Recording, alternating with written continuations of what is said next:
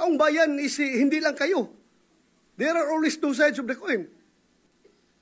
Bakit ba? Wala bang value yung mga taong bayan na nagsasabi na ayaw namin ng impeachment? Gusto nila? Ang ibabalyo ng Senado ay yung mga tao lang na nagsasabi na forthwith kuno yung impeachment na yan. Ano, kalimutan na natin yung ibang tao na majority na nagsasabi na ayaw namin ng impeachment dahil panggugulo lang yan sa ating bansa. Lalo tayo nagiging divided. Ipaintindi po natin sa lahat na due process. Kailangan dumaan po tayo sa due process. Hindi po tayo pwedeng palundag-lundag. What is the pleasure of the Honorable De La Rosa, sir? Thank you, Mr. President. Mr. President, according to Senator Cayetano, ito'y labanan ng mga abogado.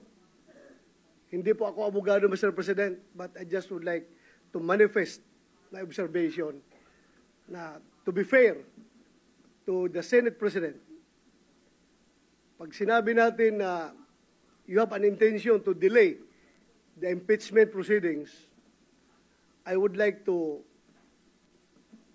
state for the record, Mr. President, na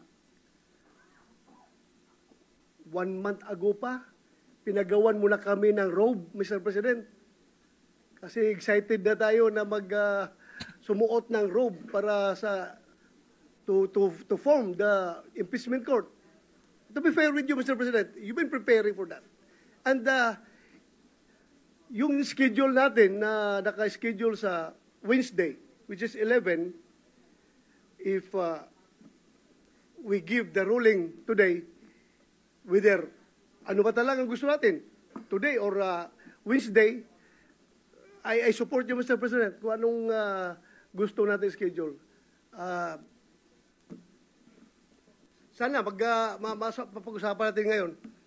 Hindi ako abogado, pero ako ay isang Pilipino na gusto sana na hindi na tayo magkakagulo sa Pilipinas.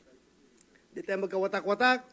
At yung mga nagyayabang dyan, na sabi nila, gusto daw ng taong bayan, na ito ay talagang magkakaroon na kagad ng impeachment, taong bayan, ginagamit. I don't know kung sinong taong bayan yung sasabi nila.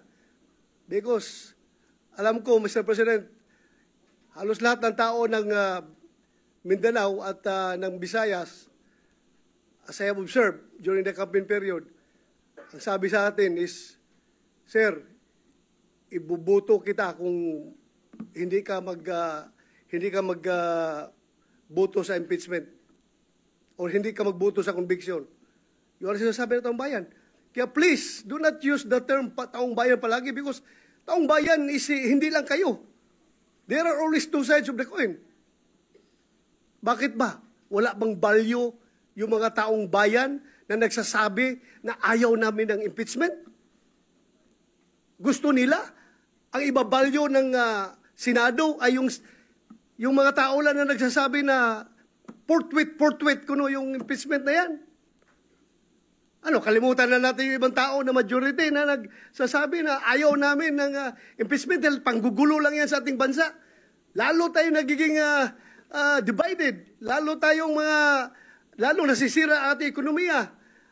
Mga investors umaalis na dahil ang gulo ng Pilipinas. So yun lang po, Mr. President.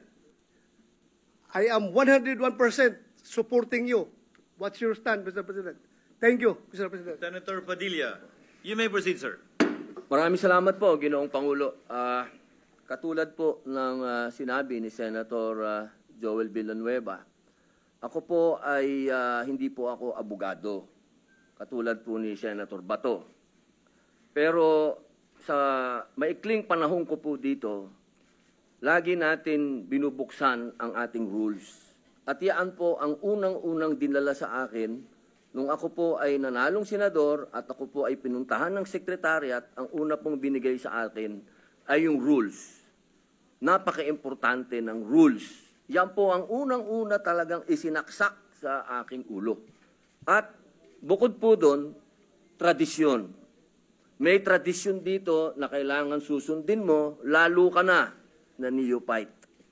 Ngayon, ang tanong ko po, sa dalawang nangyaring impeachment, yan po ay kay Pangulong Estrada at kay Chief Justice Corona. Lagi pong dinadala doon sa Committee ng Rules. At yan po ay inaasahan natin sa pagkakataong ito na doon uli makarating. At hindi naman din po ako kumokontra, katulad din po ni Senator Villanueva, kung meron po tayo mga gustong baguhin, bakit naman po ako kokontra? Dahil yan nga po ang gusto ko, yan ang aking tagline, pagbabago. Pero hindi naman po siguro dapat sa oras na ito. Bakit naman sa oras na ito tayo gagawa ng isang bagay na katulad din po ng sinabi ni Senator Bato de la Rosa, talaga po bang tayo ay gusto nating magkahiwa-hiwalay na talaga? Yung po bang bansa natin talaga gusto na nating gutay-gutayin? Kung meron po tayong gustong baguhin, hindi po dapat siguro yan sa oras na ito, sa panahon na ito, at sa pagkakataon na ito. At katulad din po ng sinabi ko, lagi ko pong sinasabi, paulit-ulit, hindi po ako abogado. Ako po ay madalas akusado. Ako po ay ex-convict. Kaya ako po ay sanay sa korte. Ako po ay laging humaharap sa korte. Lahat po ng mga proceeding ng korte na abutan ko na hanggang po sa pakakakulong. Kailangan po siguro maipaintindi po natin sa lahat na due process. Kailangan dumaan po tayo sa due process. Hindi po tayo pwedeng palundag-lundag. Yun lamang po. Maraming salamat po, Ginoong Pangulo. Thank you, Senator Padilla.